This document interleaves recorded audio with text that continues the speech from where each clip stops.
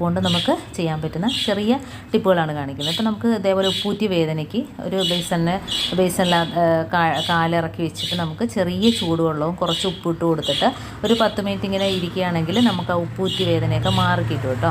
ഇനി നമുക്ക് അതേപോലെ തന്നെ ഒരു നാരങ്ങ കഷ്ണം ഒന്ന് പിഴിഞ്ഞ്, ചെറിയൊരു നാരങ്ങ കഷ്ണം വാടിയതാണെങ്കിലും കുഴപ്പമില്ല, നീര് അതിനകത്ത് ഒഴിച്ച് കൊടുത്തിട്ട് നമുക്ക് അതിൻ്റെ ആ നാരങ്ങയുടെ തൊണ്ട് വെച്ച് തന്നെ നമുക്ക് കാലെല്ലാം ഒന്ന് തേച്ച് കൊടുക്കാം. അപ്പോൾ കാലിന് നല്ലൊരു മിനുസം ഒക്കെ കിട്ടും കേട്ടോ.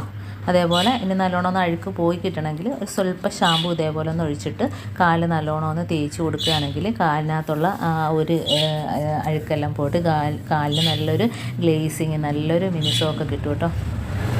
അപ്പോൾ വിരലിൻ്റെ ഭാഗത്തും എല്ലാം ഇത് വെച്ചൊന്ന് തേച്ചിട്ട് എന്നിട്ട് ഇതേപോലെ ഒന്ന് കഴുകിയെടുക്കുക. ഉപ്പൂറ്റി വേദനയ്ക്ക് നല്ലതാണ്. ചെറിയ ചൂടുവെള്ളത്തിനകത്ത് പല്ലുപ്പിട്ടിട്ട് ഇതുപോലെ കാല് മുക്കി വയ്ക്കുകയാണെങ്കിൽ. അതേപോലെ തന്നെ നമ്മുടെ കുട്ടികളാണെങ്കിലും വലിയവരാണെങ്കിലും വെള്ളം കൊണ്ടുവന്ന കുപ്പിയുണ്ടല്ലോ, വെള്ളം സ്ഥിരം നമ്മൾ അതിനകത്തോട്ട് വെച്ച് കഴിയുമ്പോഴത്തേനും അതിനകത്ത് നല്ലൊരു ഇഴുക്കലായിരിക്കും അല്ലേ. അപ്പോൾ അത് പോകുന്നതിന് കുറച്ച് പല്ലുപ്പിട്ട് കൊടുത്തിട്ട് കുറച്ച് ചൂടുവെള്ളം ഒഴിച്ചിട്ട് ഒന്ന് ഷേക്ക് ചെയ്ത് കൊടുക്കുക. അതിനകത്തുള്ള ആ ഇഴുക്കലെല്ലാം പോയിട്ട് കുപ്പി നല്ല ക്ലീനായിട്ട് കിട്ടും. അപ്പോൾ ഇങ്ങനെയൊക്കെ ചെയ്യാത്തവരൊന്ന് ചെയ്ത് നോക്കുക. അപ്പോൾ പല്ലുപ്പ് വെച്ച് കുറച്ച് ഉപയോഗങ്ങളാണ് ഞാൻ കാണിക്കുന്നത്.